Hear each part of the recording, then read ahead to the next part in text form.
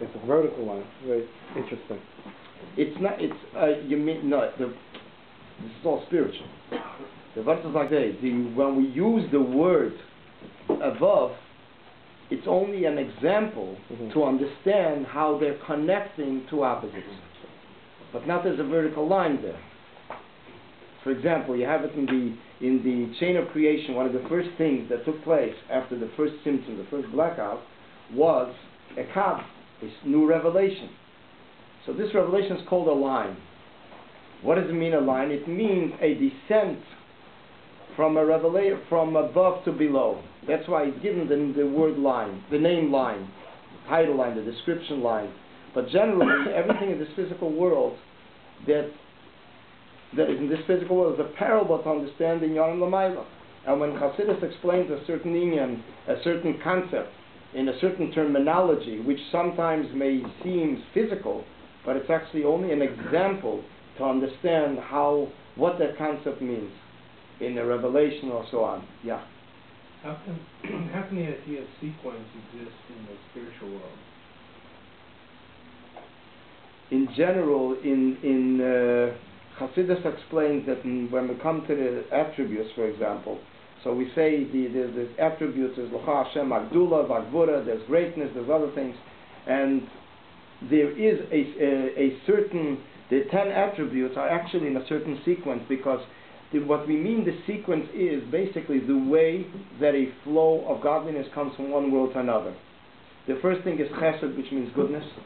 Then there is a pattern which is strictness. Then there's a pattern which is pity. And then there are the different attributes that follow.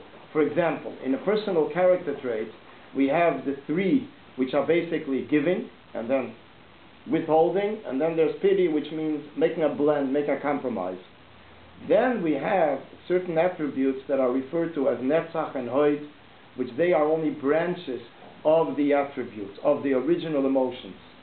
For example, love and fear are the main emotions. But after that, for example, when a person is in prayer, and he has emotions, a certain feeling of love or fear to Almighty, then comes a whole day. What is he going to do? A whole day, these feelings fade. They're not going to exist the whole time. It's natural that it fades. The person gets involved in other matters, and the love doesn't stand to remain a whole day. So in order that it should remain at least in a resolution. So in order to solidify it in a practical sense, in a resolution for the whole day, so these are the lower attributes, lower character traits that actually solidify the higher ones, which is called netzach, being victorious. That means that although the love is not there in an open way, but at least although it's dry, it's still there in a sense that it's dry. It's only a dry resolution, but it's still drawing down in a practical sense, the feelings that he has in his heart in a very strong way. So this is generally the sfiras, the attributes, are the chain of hashpah, of how we relate to somebody outside of us. And this is also how from one world it is drawn down to another world, because all of these 10 attributes are tools and channels through which the godly energy is drawn down, descends from one world to another. And everyone has it incorporated in their soul. These are the 10 character traits that are in their soul. Yeah, I mean, the spheroid are vessels. They're not just the light. So that's also what gives them a separate. You're asking the spiritual world, but since the spheroid are vessels themselves, they're not actually there. But I want to make it clear, it's not physical vessels. Not at all. There was a story once in a certain yeshiva that about 40 years ago, somebody delivered a certain discourse. And the discourse was about the world of chaos. Spiritual world, called Elam HaTeu. That world collapsed. And today we're busy with recollecting the sparks of this world.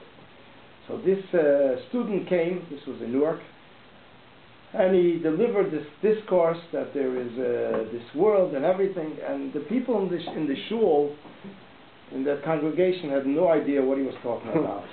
I mean, it was a Kabbalah. They didn't have any knowledge background. So the Gabbai or the Shamash or whoever was in charge there says, listen guys, he delivered a speech Kabbalistically, but he's actually talking that the vessels in the yeshiva broke, and he came for a fundraising appeal. They should give him money for dishes. So this is the way they understood it. So after that they stopped already giving over these deep concepts, because I could have walked out with money after Shabbos. But it's very beyond understand. But in general, we're talking about worlds that are completely removed from physical aspects, physical structure. But it is a vessel in comparison to the revelation. Every one of the 10 attributes is a vessel that has a revelation in it. And the vessel is actually what it draws down the revelation to the lower level. It's interesting to note, the vessel itself has two parts to it. It has the outside part and the inside part. Now when we look at any dish that contains food or liquid, so there's the part of the dish that contains the food in it, the liquid in it. Then there's the part of the dish which serves as a purpose to pour out from this dish to another dish, or to pour out to serve individual people. So the inside part of the dish is more connected with the essence of the matter, the food that is in the dish. The outside part of the dish, the handle, the lip, is for serving purposes, to communicate and relate to something or somebody that's outside of that dish. The same thing is also the vessels of the attributes. There's the vessel, the inside part of the vessel is connected with the light. It's one with the light. The outside part of the vessel is already relating as a channel to draw down the light to a lower level.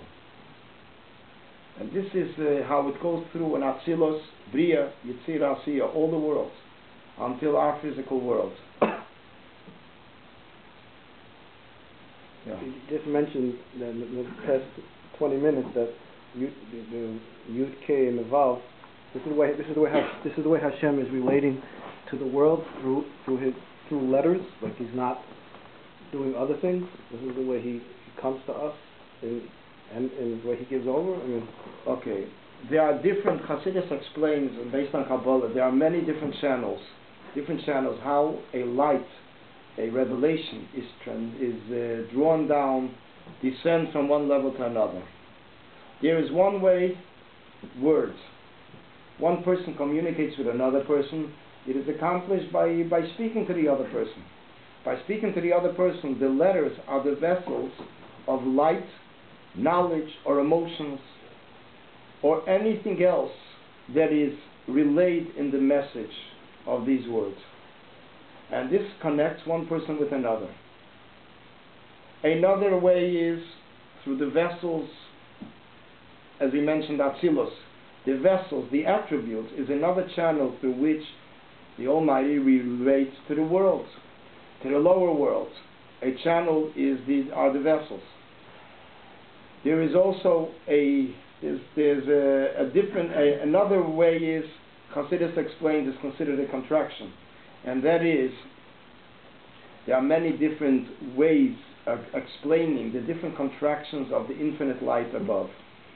There is one way which is considered like a window in comparison to a door. Instead of letting in the light through a door, lets it in through a small window. In addition to that, smaller than a window is a little hole, a peephole. These are all considered contractions through which the infinite light is drawn down to a lower world that is able to receive only a limited light. Another example, another idea of how to